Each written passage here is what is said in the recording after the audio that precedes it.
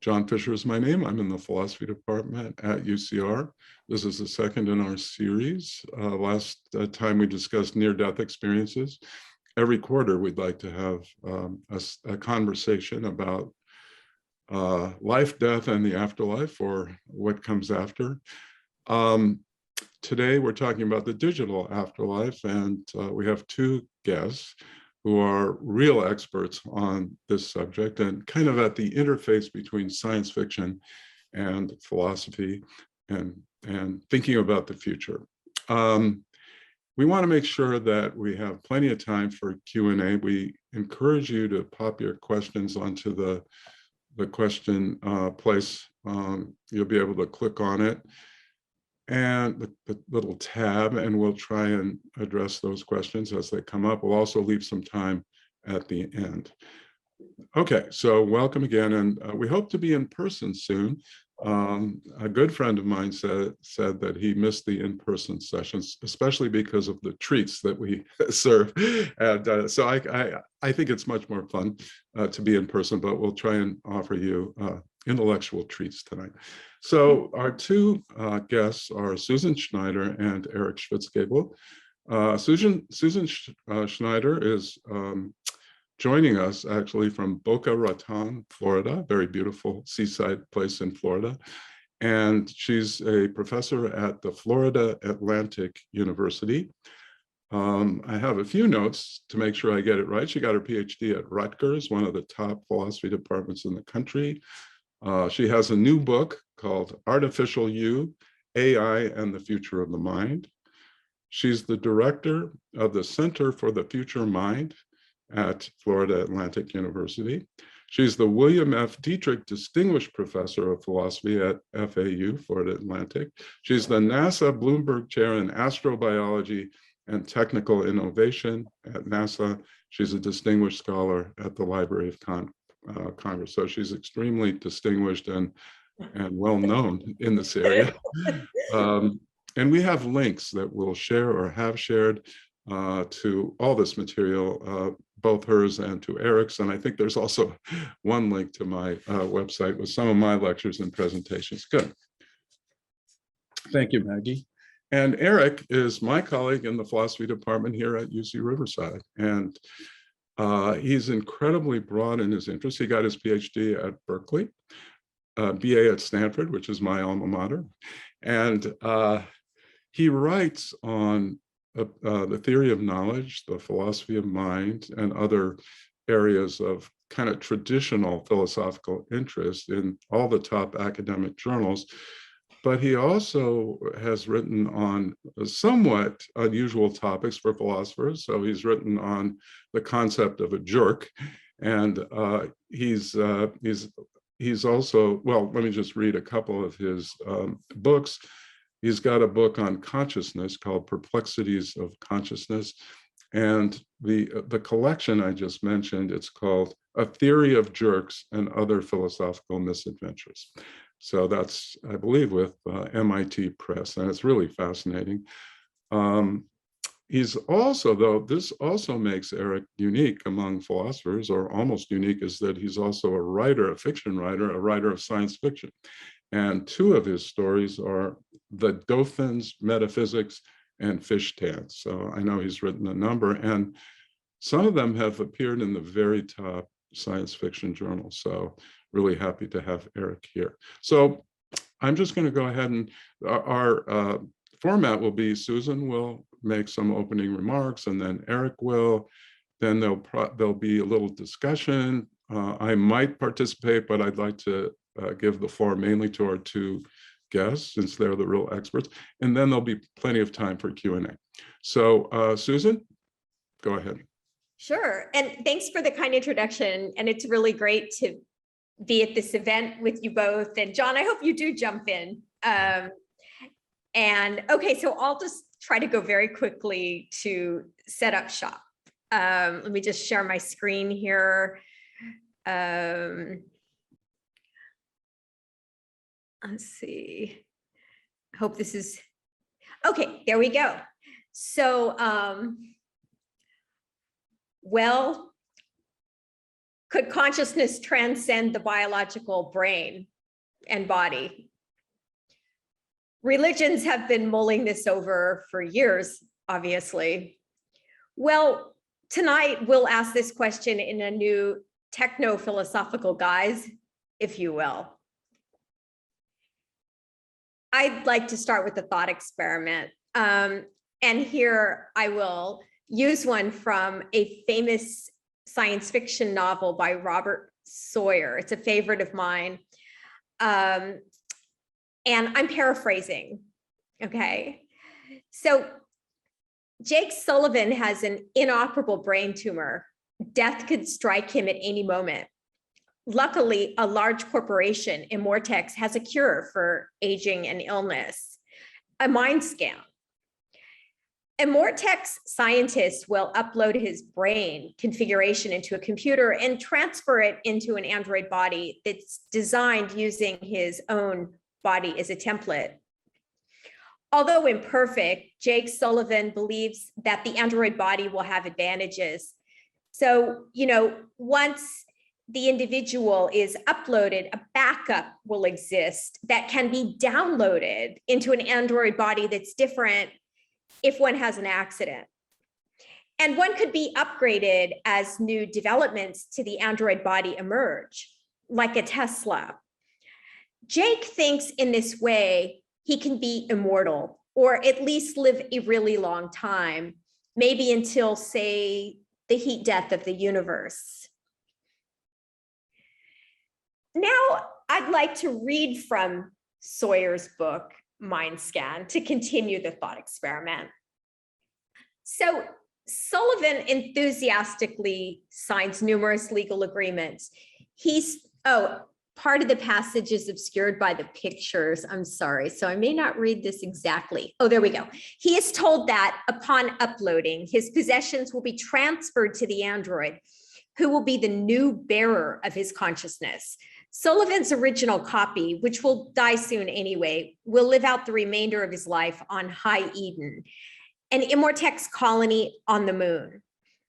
Although stripped of his legal identity, the original copy will be comfortable there, socializing with the other originals who are also still confined to biological aging. While lying in the scanning tube a few seconds before the scan, Jake reflects, I was looking forward to my new existence. Quality of life didn't matter that much to me, but quality, and to have time. Not only years spreading out into the future, but time in each day. Uploads, after all, didn't have to sleep. So not only did we get all those extra years, but we got 1/3 more productive time. The future was at hand, creating another me, Mind Scan. Will this work? Well, Sawyer decides for the reader. He writes, my heart sank. No. Mr. Sullivan, we just finished the scanning. If you press the red button, it hit me like a ton of bricks, like a tidal wave of blood. No, I should be somewhere else, but I wasn't. I reflexively brought up my hand, patting my chest, feeling the softness of it, feeling it rise and fall. Jesus Christ, I shook my head. You just scanned my consciousness, making a duplicate of my mind, right? My voice was sneering. And since I'm aware of things after you finish scanning, that means this version, isn't that copy. The copy doesn't have to worry about becoming a vegetable anymore. It's free. Finally, and at last, it's free of everything that's been hanging over my head for the last 27 years. We've diverged now, and the cured me has started down its path. But this me is still doomed. Well, now this example is obviously very colorful, and I want to extract a few questions to look at for tonight's subsequent discussion. First of all, suppose you tried to mind scan, or what many people call upload, transfer your biological thinking and consciousness into a computer to download it into a robot body, say? Would you inevitably fail if you tried to do this? Or would you continue to exist as a digital entity? What is a self or person to begin with? What is essential to the continuation of the self or person? So more specifically, notice that some features or properties of you are quite inessential to your continuing to exist. An example would be your hair color or your weight. They can fluctuate. But others, on the other hand, may be essential to your survival. So for example, and different theories offer different features, of course. What about if you believe in a soul? Then wouldn't that be essential to you continuing to be you, that the individual had the same soul? Or on other views, what about the psychological continuity between you and that later creature that purports to be you? And here's the second question. Can something made of a non-neural substrate be a conscious being? Put differently, could consciousness reside in a computer or on the cloud and be downloaded to, say, a robot body? Is consciousness that sort of thing? Well, Eric's going to cover the first question, and I'm going to say a few more words about the second. In order to appreciate that second issue, we have to ask, what is conscious experience? Well, very quickly, notice that whenever you have experience, when you see the rich hues of a sunset or smell the aroma of your espresso shot, it feels like something to be you. Consciousness is that inner feeling of being awake and alive, and it's unique to you and it's private to you. Well, could consciousness be the sort of thing that is had by systems made of microchips, or is there something intrinsically wrong about that?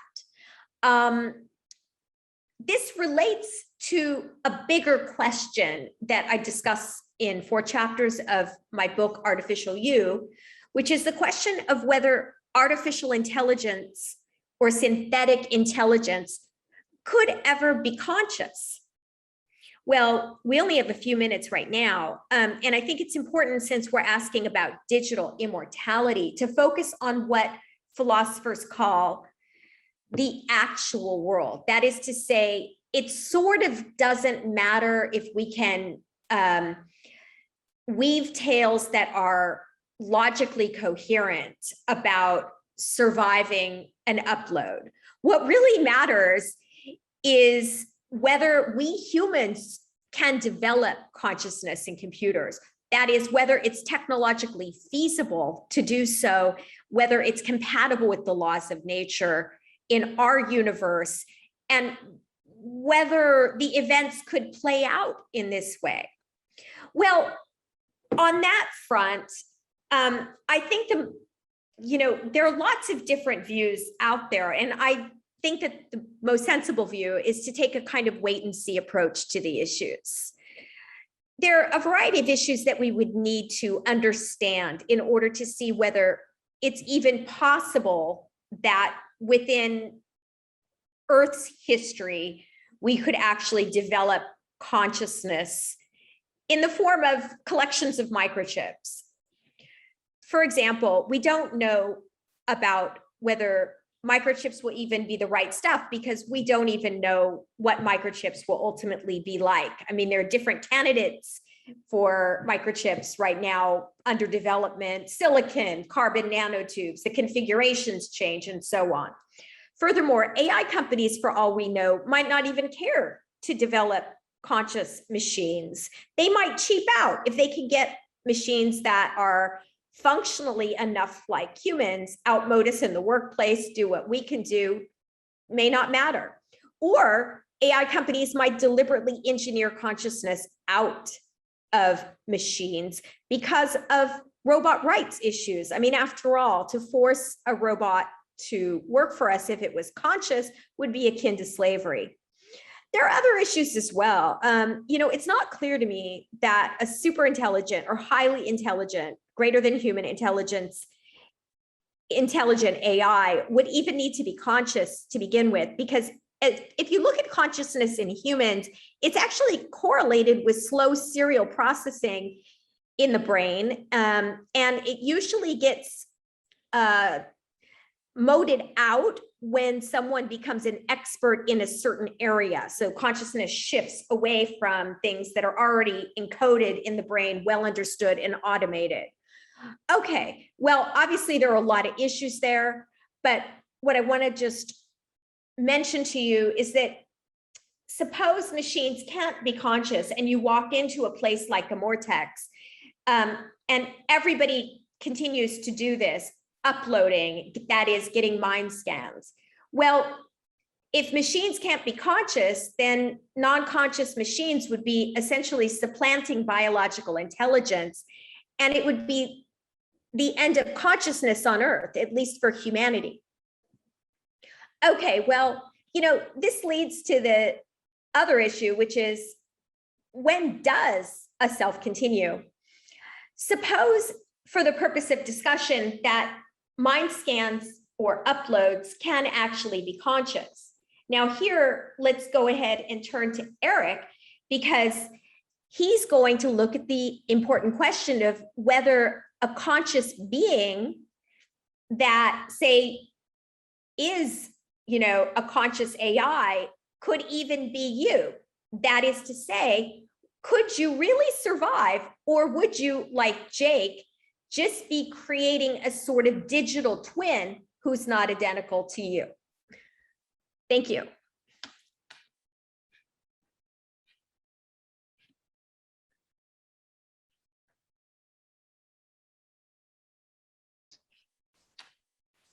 All right.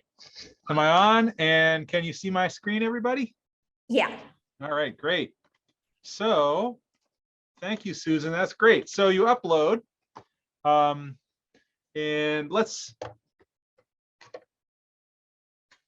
assume that the uploaded entity is conscious in the sense that Susan described. It has experiences. It feels like something to be that entity, right? We can hopefully explore a little bit more in the question period how we would know that or what that would mean. Let's just assume that the uploaded entity is conscious. The question we might ask is whether the entity is you. And what I want to do right now is just walk through some cases that I think make it puzzling.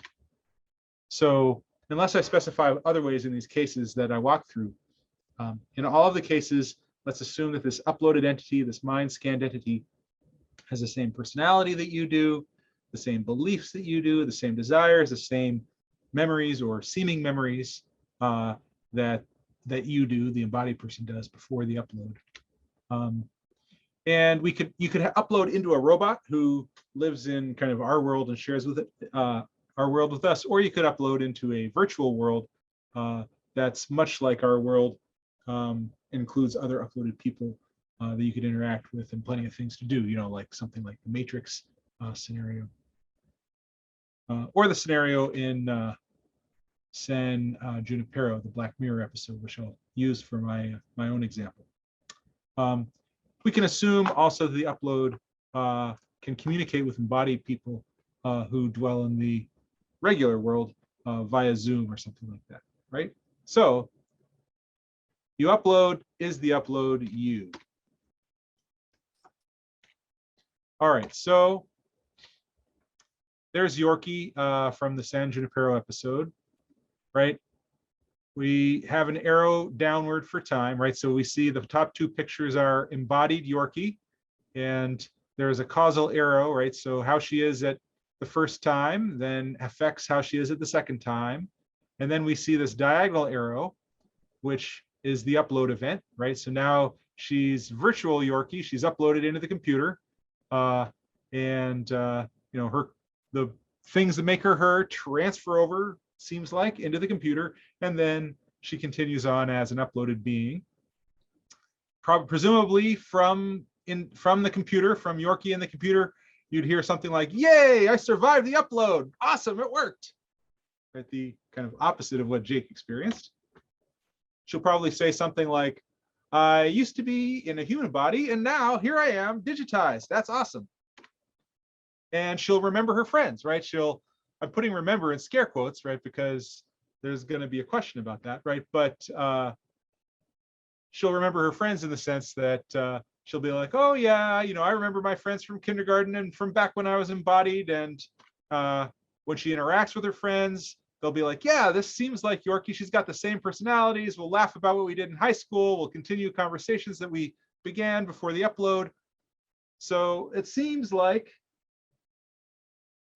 this would be an upload case. So I'd be curious. I guess I don't have the technology here to run a poll, right? So I won't do that. But we could conceivably run a poll, or at least I want you to think for yourself, right? Is upload Yorkie the same person as embodied Yorkie, right? Is this survival? Has Yorkie survived now in a digital form, or is this somehow not really Yorkie? Right, that's kind of the fundamental question that I want to talk about right now. And I'm going to give you some more cases that raise some challenges for this. All right, so let's consider another case, right? So here's Yorkie. She's embodied, she uploads, and then she downloads back into a body, right? She says, "Hey, I'm embodied again." All right, so you can now think about the question, is Yorkie 2, right, the second version of embodied Yorkie, the same person as embodied as Yorkie 1, right? Did she kind of continue through this period of uploading? Is embodied Yorkie 2 the same person as upload Yorkie, right? So is that person after the download the same as the digitized entity? If you are inclined to answer yes to all of these questions that I've just given to you, then you're an optimist about digital survival. You're like, yeah, uploading would be a way to survive. Here's another case. What if there's a 10-year delay? Right, she uploads, computer's really slow, it stalls out, they have to back it up for a while, maybe the files get lost, and then 10 years later, she uploads. Probably her reaction will be, well, that was slow, but it's still me. I survived the upload. So it might seem like time doesn't matter. But then we get this other case, which is like the Jake Sullivan case from MindScan, which I'll call the early upload case, right? So what if the upload happens before the end of embodied Yorkie, right? Then we'll get upload Yorkie and embodied Yorkie both living at the same time, T2, right? Time 2, right? So embodied Yorkie is there, having just been scanned, right? And upload Yorkie is also there, right? Having just been created from the scan. Upload Yorkie might not even know about embodied Yorkie still existing, right? So she'll probably say the same things that she would have said in the previous cases. She'll say, yes, I'm still me. I'm still the same person as that embodied person I was earlier. But embodied Yorkie will say the same thing that that Jake Sullivan said in MindScan. She'll say, no, I'm the real Yorkie. That thing is just a duplicate of me. And maybe she'll be envious of that other person or being, but she won't think that's me. She'll think I'm the embodied me, and maybe I'm about to die. And if we imagine a police officer, right? So imagine that uploaded Yorkie commits a crime. The police officer or embodied Yorkie commits a crime. The police officer is probably not going to arrest uploaded Yorkie, say, oh yeah, okay, well, we got Yorkie, we got the upload in jail, right? Let the embodied one go free, right? The police officer won't treat them as the same person so that you could put one in jail for the other's crimes, presumably. So now we got a question, right? There are kind of three questions here, right? One is embodied Yorkie at time 2 the same person as embodied Yorkie at time 1? Is embodied Yorkie at time 2, is uploaded Yorkie at time 2 the same person as embodied Yorkie at time 1? And is uploaded Yorkie at time 2 the same person as embodied Yorkie at time 2? if you say yes to all three of those questions, then you're denying both what both Yorkie and the police officer would say, right? Which is that they're different people, right? You can't, and it seems like identity would be transitive in the sense that if embodied Yorkie at time 2 is the same person as embodied Yorkie at time 1, and uploaded Yorkie at time 2 is the same person as embodied Yorkie at time 1, then it seems like they have to be the same person as each other, but it doesn't seem that they're the same person as each other. So now we've got some trouble. Right, here's another trouble case. Duplicate upload. Right, I think you can see from the chart what this is going to be, right? Right, embodied Yorkie gets uploaded, but she gets uploaded, 2 copies of her get uploaded, right? So upload Yorkie 1 will say, I'm still the same Yorkie as embodied Yorkie. Upload Yorkie 2 will say, I'm still the same Yorkie as embodied Yorkie. But they'll look at each other and say, that's not me, that's just another duplicate. And the police officer will say, I can't arrest upload 1 for upload 2's crimes. So again, we seem to have this problem that if you think that upload 1 is the same person as the embodied person and upload 2 is the same person as the embodied person, then you have to say upload 1 and upload 2 are the same person as each other, which doesn't seem right.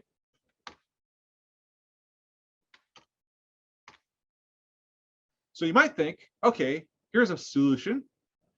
Uploading continues the person in a normal case. You know, when the embodied person is destroyed before the uploaded person is created, then you're cool. And if anything goes screwy, then the upload's just a duplicate. Well, here's a problem for that view, right? What if we have a duplicate, but it's only got a 50% chance of being created on Mars, right? So Yorkie 1 is created for sure, but Yorkie 2, you know, a coin is flipped, and if the coin lands heads, Yorkie 2 is created on Mars, and if it lands tails, Yorkie 2 is not created. If you want to say that uploaded Yorkie is the same as embodied Yorkie only if there's no duplicate, then upload Yorkie here on Earth will not know whether she's the same person as embodied Yorkie until she hears news from Mars about whether this duplicate was created. And she may never hear news from Mars, in which case she may never know whether she's the same person as embodied Yorkie, which seems strange. It seems like you should be able to know who you are just by knowing what's going on with you right now and knowing your full past, the full causal history of your past. One last case. We can imagine that case, but we can imagine a reduced version of Yorkie, right? Someone who's not quite as cognitively capable as the original Yorkie and maybe lacks some of those memories that the original Yorkie had, right? Call this reduced upload Yorkie, right? I can kind of remember what being Yorkie, what's going on? This raises the question of how good a copy has to be. How good does an upload have to be, right? We kind of started by assuming the upload was completely identical in psychological respects with Yorkie, but realistically that might not be the case. So how cheap a copy can you get away with and really still have the same person, but maybe worse, right? Often there's cognitive decline, right? So you normally think that someone who's who's somewhat in dementia, you normally think, well, that's the same person. Maybe if they're completely gone, it's different, right? But you can go pretty far into dementia and most people will say, well, yeah, that still is grandma. So how much cognitive decline or cognitive difference is compatible with saying, oh, the upload really is me? And in what dimensions, right? To what extent does it have to have the same kinds of memories? To what extent can you tolerate changes in personality, changes in values, and say it's still really me? How much cognitive capacity does it have to have? How much difference could there be in the appearance, in the sets of skills, those sorts of things? All those things are a little fuzzy and kind of hard to decide in a super straightforward way. So, one possibility is, maybe all this stuff about whether it's really you after the upload or instead only a duplicate, maybe that doesn't matter. Maybe as long as there's a duplicate of sufficient quality and similarity, you've got all you should need or want in an afterlife.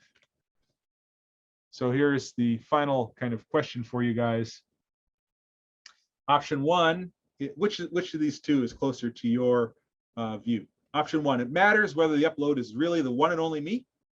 Or option two, who cares about this one and only me thing? A duplicate is good enough. Oh yes, and finally, I'll reveal a secret to you. While you were listening to this presentation, you were secretly scanned, and a perfect copy of you was uploaded to a powerful computer to be downloaded into an improved and almost indestructible body later. Now you have to decide whether you want to keep both or whether to destroy either that uploaded entity or your current body here. If you were given that choice, what would you do? All right. Thank you. Well, thank you both, Eric and Susan. Susan, I'll give you the first opportunity. Do you want to reply or reflect on anything Eric said? Well, I think it was fabulous. The only thing I would maybe add, just to encourage reflection on the issue, is that there's a whole history, a whole literature on under what conditions one survives. It's the personal identity literature in the field of metaphysics, as Eric and John know. And it's an absolutely fascinating literature. And as with many philosophical debates, there's no easy answer. There are different theories. So one, is a kind of materialist position that indicates that survival is tied intimately to the brain and body, right? That's the sort of materialist position. But there are a lot of other positions as well, like a psychological continuity view, for example. But, one thing I was thinking as Eric was talking was that maybe there's no such thing as survival anyway. And of course, that would be a total game changer. And, here I'm thinking of the work of Derek Parfit and a favorite of mine, Friedrich Nietzsche. It's been held by many people as sort of no self view. I mean, the Buddha famously is said to have held this view. And on that view, there's no survival from moment to moment anyway. So I think that sort of changes how you might answer the question. So I'll just leave it at that. If I could jump in for a second.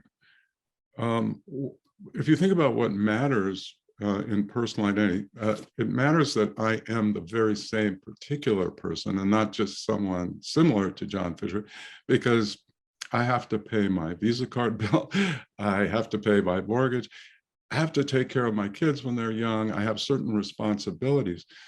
Now, let's say, someone very similar to me, even if I had a twin, doesn't have to do those things and they don't have the same permissions I have. I have permissions that they don't have to come into this house without anyone else's permission and so forth. So that's what makes, I am a particular person with obligations and permissions.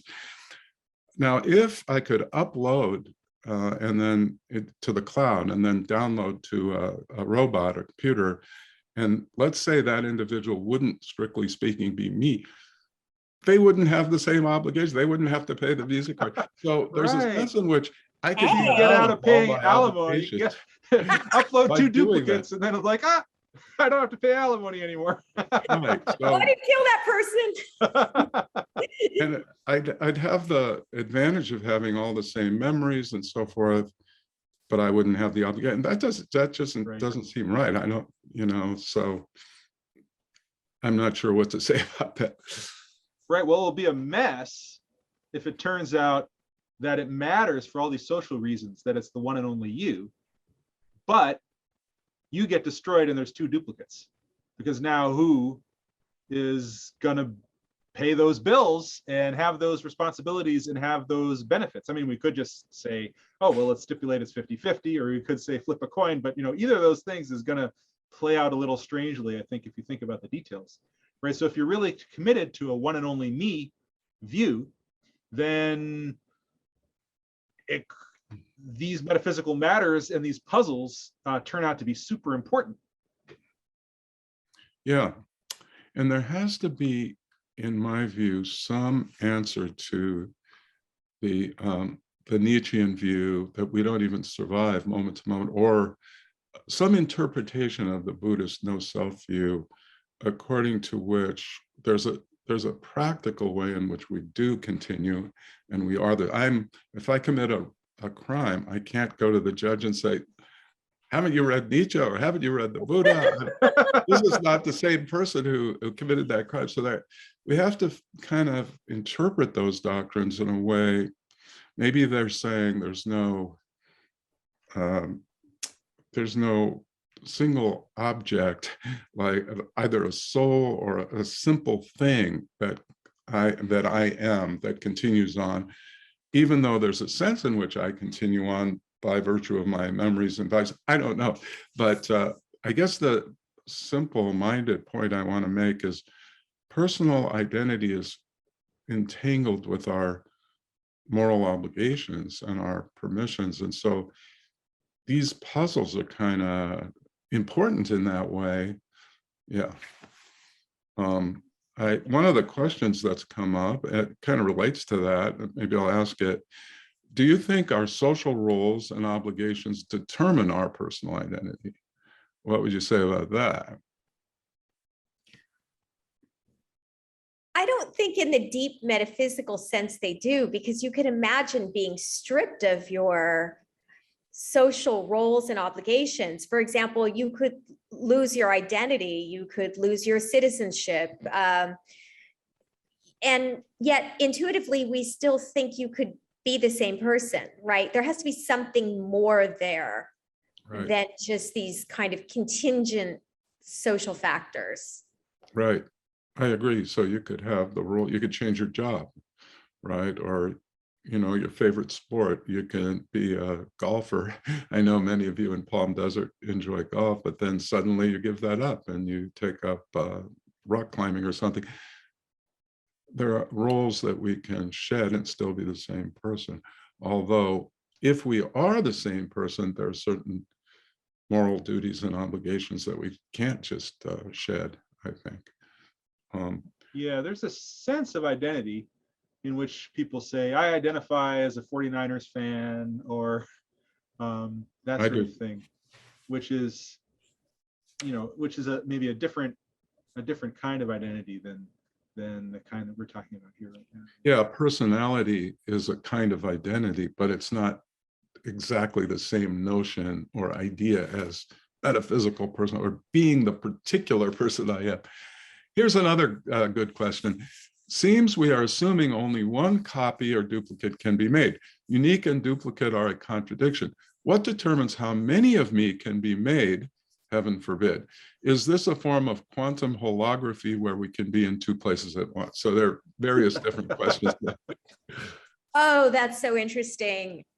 Because I think the person's thinking of non-locality in quantum mechanics, where particles are literally entangled. And I think on some views, some people, like philosophers, have asked whether those two particles are actually the very same particle. Like, you know, these are deep questions in quantum mechanics about identity. And, you know, you can entangle molecules now in the lab. Eventually, what about, well, I think they entangled tardigrades, living things. They did. I saw a popular news report on that, yeah. Tardigrades are so damn awesome. I want to be one for Halloween if I could find the perfect costume. But Susan, anyway, give us a quick definition of entanglement in the sense that we're talking about. Okay, so entangled states in quantum mechanics are two quantum states, you know, particle. Let me put it this way. Here's a clear way. It may seem insane that you could change the value of a particle on Earth, and at the very same time, the value will change of a particle near Alpha Centauri, so that there's some form of communication going on that is faster, literally faster than the speed of light. And this has been observed numerous times in experiments, and, you know, it's just unbelievable. I mean, it's just yet another strange thing about quantum mechanics.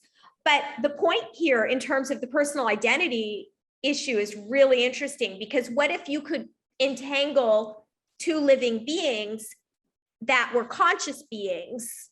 I mean, right now they can entangle tardigrades. They're living. Are they conscious? Not, I mean, you could get into panpsychism, but, you know, but what if you could entangle two conscious beings? I mean, would you want to say they're really the same being? I mean, you get into some really interesting issues there about how to define a system. And when, you know, I mean, it's not unrelated, I think, to the personal identity issue. No, thank you. Eric, did you want to jump in on that? Because we have some other questions as well, but if you want to. No, I think that's good. Okay, here's a quick one, but the answer might not be quick. Will identity matter to the upload? It might matter socially, right? For the reasons John says, right? I think unless society changes in some radical way, which it might have to if uploads become common, especially if uploads of duplicates become common. Right? So society might have to radically change, right? But if society doesn't radically change, then it will at least matter to the upload whether they're, you know, gonna draw the retirement funds, right? And these other kinds of social things that are associated with identity that John was talking about, right? Now, you might, but from a kind of personal, metaphysical, religious point of view, you might say, I don't know if it matters whether I'm identical in some strict sense to the other thing. I could imagine people having different opinions about that, right? I could imagine some people thinking, it really matters a lot to me that I'm really that same person metaphysically, and there are no other duplicates, right? And there's the right kind of causal chain, right? And I can have other people having justifiably just having a different opinion and saying, you know, I don't care so much about that stuff. I don't know, Eric. I think it's more dramatic than that. Imagine you're created on Monday, and on Tuesday you figure out that you were created on Monday, and that the entire life that you remember was not your life, it was somebody else's life, and none of it happened to you, and you were in fact created on Monday. I mean, there's this sense where you feel like your whole life has been stolen. I mean, think about, not to, you know, spoil a plot, but like the revelation that Rachel in Blade Runner had when she realized that all the false implanted memories of this young woman were not at all her memories. I mean, it can be quite heartbreaking, I think. Yeah. So imagine kind of like the the early upload case, except that Yorkie's embodied version continues, right? So now we have the upload person who's now maybe thought that the embodied person died and that she's a good upload and really is Yorkie, right? So now we reveal to her, you know what? The real embodied Yorkie continued, so you are just a duplicate. I think that's a different case than, well, some of the Philip K. Dick cases where it seems more like it's fake memories. I think there might be a difference that would be reasonable to care about. I mean, I think people might come out differently on these questions, but a difference that would be reasonable to care about between whether, like, you were created yesterday with a whole bunch of really fake memories versus whether you were created by a process that would normally count as an upload that continued you, except that there was another branch of you. I could imagine being less bothered by the second case than the first. What about if you came home to your spouse or the individual you thought is your spouse, or you're at a bar with the person you think is your best friend, but then you find out that they're actually duplicates, or they were uploaded and then downloaded to a synthetic body, or they're very sophisticated robots, but they have all the same memories and values and everything. They look the same. What, I mean, I don't know. There are moods in which I think, wow, my relationship would just have to be fundamentally changed. I mean, we assume the old spouse or the old best friend is gone now. The body was destroyed. On the other hand, I think sometimes, wow, this is probably this is the best I can do, and it might be good enough. Am I really going to stop interacting with this individual who has all the memories of our previous joint projects and so on? So if I'm not thinking about myself, but I'm thinking about my best friend, let's say, maybe it doesn't matter that they're the same. I don't know. I think this kind of gets to Susan's stuff about consciousness earlier too, right? So I'm kind of inclined toward the maybe it shouldn't matter so much reason. And one of the reasons that I think is this, but it hugely depends on the consciousness question, right? But let's say that, I mean, it seems to me like this, right? You could close your eyes and not know whether you are still embodied in a flesh body or whether you're an upload, right? So let's say that you are about to go into a mind scan situation, and then you've been told, okay, the mind scan's over. You're either an upload or they're still embodied in person. I can imagine not being sure which is which, right? So if it doesn't matter kind of from the inside to you, how it feels or what your experiences are, if you're having the same kinds of experiences, the same kinds of thoughts and all that, then, kind of worrying about whether it's really flesh versus a robot body, that seems to me of secondary interest in the same way that it's of secondary interest whether you're skinny or fat or that sort of thing, right? Yeah. Well, this reminds me of the beginning of Franz Kafka's famous story, Metamorphosis, where Gregor Samsa wakes up and, it appears as if he's the same person, but then he looks down and he has the body of an insect. I think it's a cockroach.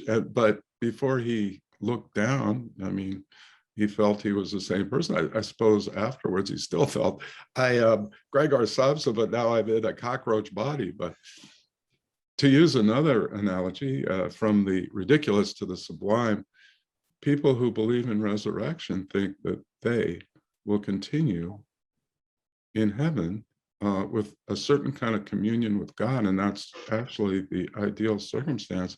And yet they're not going to, but they'll be embodied, if it's resurrection, in some way, but not in the same physical way that we are here. And yet they do care about that, and they think they'll be the same person. So maybe, could it be that if you believe in resurrection, you would also believe in uploading? I don't know. Very interesting. Here's another, let me get to some more questions. They're great.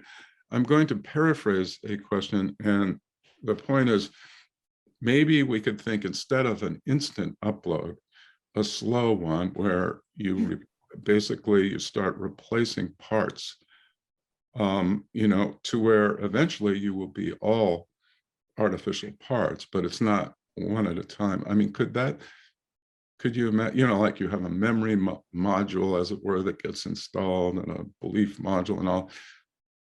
Would that, I mean, does that make a difference, whether it's a one-shot deal or a iterated process? A lot of people have this feeling that it would, although it's difficult to rationalize the principle. But I mean, one thing that might be going on is that when we normally change over time, like we change our personality, we change our, as we grow up, our body changes. And of course, our cells are constantly changing in the body. What's happening are gradual changes. But we think, and this is just the crude intuition, that nevertheless, we are essentially the same. We're what philosophers call numerically identical. And so I think the idea of this slow replacement case may seem a more plausible case of survival to some, because it's more gradual along the lines of maybe what goes on with the biological body, the way cells are constantly turning over, memories are getting updated. But I don't really understand at a deep level how to justify that principle, that gradual is somehow safer and a better route to survival. Mhm.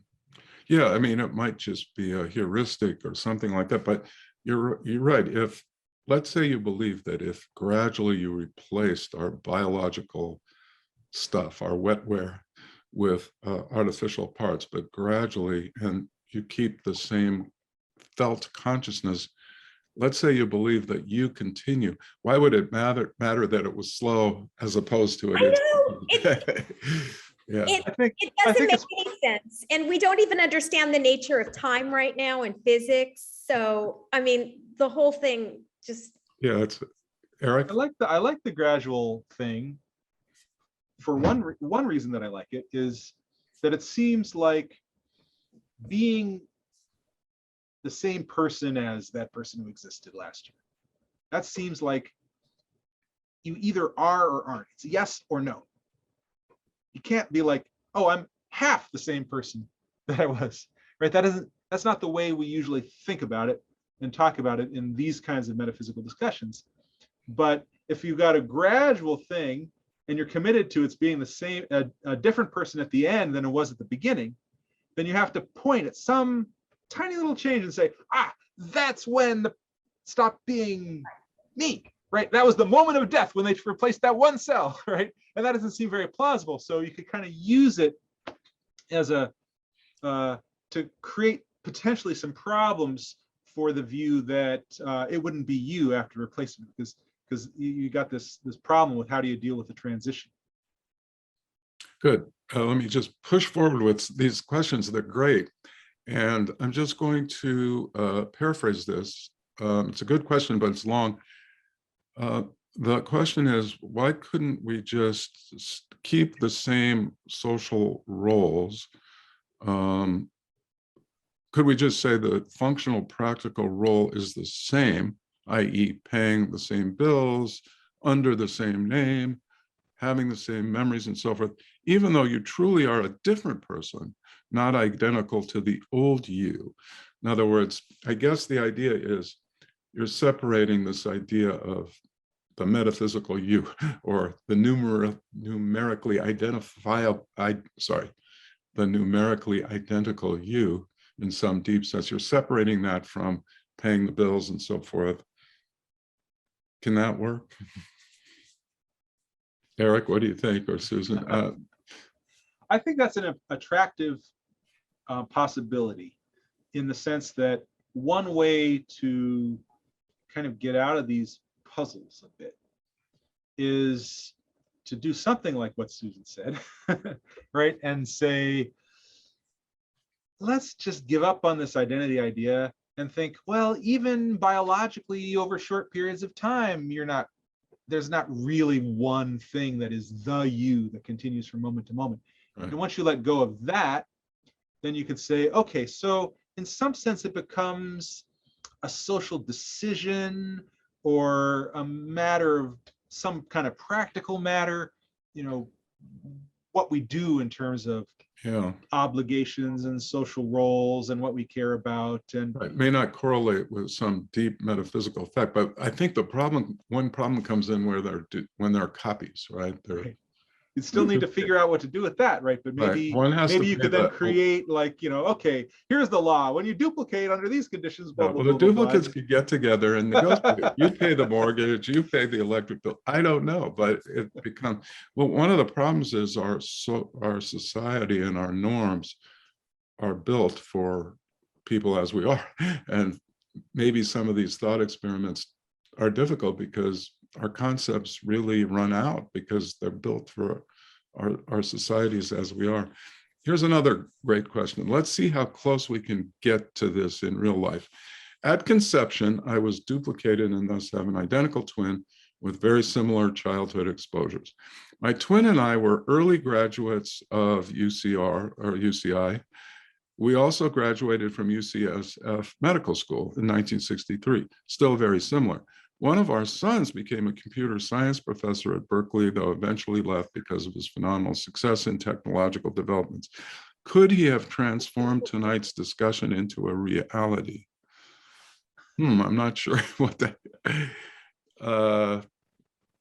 Do you have a comment on that, Bet? I'm not sure exactly what that means. Well, twin cases are always fun because, there you have a situation where the DNA is the same and a lot of the experiences are the same, but it illustrates nicely that there's something more, there's something deeper to identity. So I mean, that can be useful to think about that, there has to be a lot more that's similar for there to be what philosophers call numerical identity. What about, let me ask you this big question.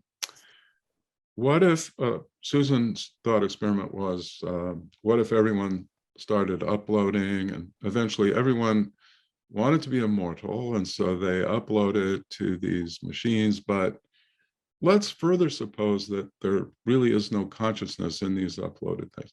So consciousness now has disappeared from the universe, or from, at least from the planet.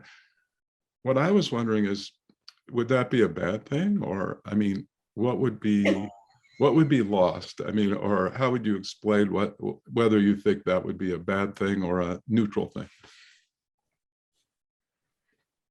Well, I mean, when you think about different theories in the field of ethics, I think the reason that we consider creatures that are conscious to have ethical import is that it feels like something to be them, right? And we put them in a special category. And, their entire theories like utilitarianism, for example, that are predicated on this idea of increasing happiness levels. And, of course, there are different kinds of versions of this and whatnot. But I mean, it seems like it is what matters. And to me, like if you took two universes side by side, like as a thought experiment, one was full of conscious beings and the other was empty of all conscious beings, it would be really hard for me, at least, to find much value in that empty universe.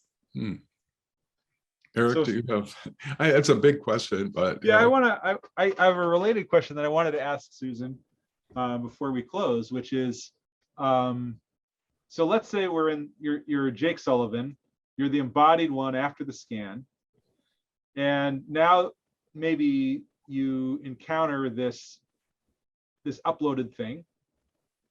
How do you assess? It says, or seems to say, I'm conscious. How do you assess whether it really is conscious in the sense that you just emphasize the importance of, versus just being some kind of fake? Eric, I never really thought of it before because I read that book a really long time ago, but you would need actual tests for machine consciousness, I believe. And, we have been working on them. I mean, like my colleague, Ed Turner, when I was at the Institute for Advanced Study, and myself devised some tests for machine consciousness, for example. And I think that would be helpful because I do think it would be difficult behaviorally to tell, right? I mean, you would need something else, but I don't know. It seems like companies could make, if consciousness was expensive, say, right? They can make these fake duplicates and then trick people into uploading into these fake duplicates. And then everyone thinks that these things are really conscious, but it's all just a sham. I mean, is that something we should worry about? Well, I mean, in the real world, I mean, you can imagine a terrible authoritarian dictatorship, right? That wants its members to have brain chips so that it can track dissidents, for example, or make employees more efficient. But the government, maybe it knows that consciousness fades out, a sort of fading qualia case, or diminishes in that area of the brain. But nevertheless, the government tries to cover it up. I mean, I would be worried about that. I mean, I think it gets into some really deep philosophical issues about whether consciousness is causal, right? And whether you could really create a system that is identically excuse me, identical in all of its behaviors as another system, but one is conscious and the other is not, right? So that's an interesting question that philosophers Yeah. worry about. They're called zombies, the ones that are just Zombies, like us behaviorally, like a duplicate and behaves the same, but doesn't have any conscious episodes. That would be a zombie. And whether there could be, let me ask you, I know we're pretty much out of time, and I'm going to ask you an impossibly big question, but I just like to get your impression. I'll start with Eric. Do you think that there can be consciousness in a computer of the future? I mean, you were educated at Berkeley, where the famous John Searle argued that says no, we couldn't. There can't be machine consciousness because consciousness has to come from a certain kind of brain matter, or where only some kinds will. But what do you think about that? I am skeptical in the sense that I think it might be impossible for us to know. Impossible. For what? For I us didn't to hear. know. Right. So what I'm worried about is, it's related to the question I just asked Susan, right? Which is, we might not have a theory of consciousness that is good enough to tell us whether machines that interact with us really have conscious experiences or not. It might be plausible that they do. There might be some good theories that suggest they do. There might be some good theories that suggest they don't. We might not be in an epistemic position to figure out which of those theories is in fact the correct theory. So maybe we'll figure it out, but that's my worry, is that we don't know what it would take, and we may not know what it will take until after we already started doing this stuff. Yeah, it's hard to know how you would know whether someone else would be conscious. Someone or an individual, let's say, in an artificial embodiment who behaved just like us, who passed what sometimes is called the Turing Test after Alan Turing. And the Turing Test is just where you argue that someone who behaves just like you is, in fact, a conscious human being. Let me ask, well, let me give Susan a chance, but it has to be relatively quick. What, intuitively, do you think there could be consciousness in an artificial, in an AI object? Well, I think you can see it as logically possible. Now, will it be developed on Earth is another story. I think it might, and I think this answers also Eric's point about whether we could even tell. So here's the context in which I think we might be able to tell, and we might actually develop it. So right now there are neural prosthetics, chips in the brain. So there's an artificial hippocampus, for example. Now, as science begins to develop chips for different parts of the brain that underlie conscious experience, I think over time we will find out whether chips are the right stuff that underlie consciousness, because they'll be in our heads and we will report deficits, for example. Now, predicated on what I'm saying is the view that consciousness is causal. I think it is. So I depart from a lot of people, I guess, in the philosophical tradition here, but that would be a way that machine consciousness could happen on Earth. Okay. And there's a lot of import to developing neural prosthetics, so it could really happen. And to Eric's point, it's a way that I believe we could tell. So I think that would be really interesting if that turns out to be the case. I don't want to cut it off because it's so interesting. I do have one more from the question Q&A tab, which is interesting. A sense of humor would be a good acid test for determining real consciousness. It will be a while for ones and zeros to be able to write a good joke. And as far as I understand, that is a real challenge for artificial intelligence. Really hard to have an artificial device have a sense of humor, or understand jokes. The other problem is just programming and common sense. So it's kind of interesting. Yeah, Dan Dennett has suggested that explaining a joke might be one of the hardest tests for AI to pass. Yeah, yeah. I think my kids have trouble understanding my jokes or seeing that they are jokes. Maybe they're just Are artificial they little not conscious? robot.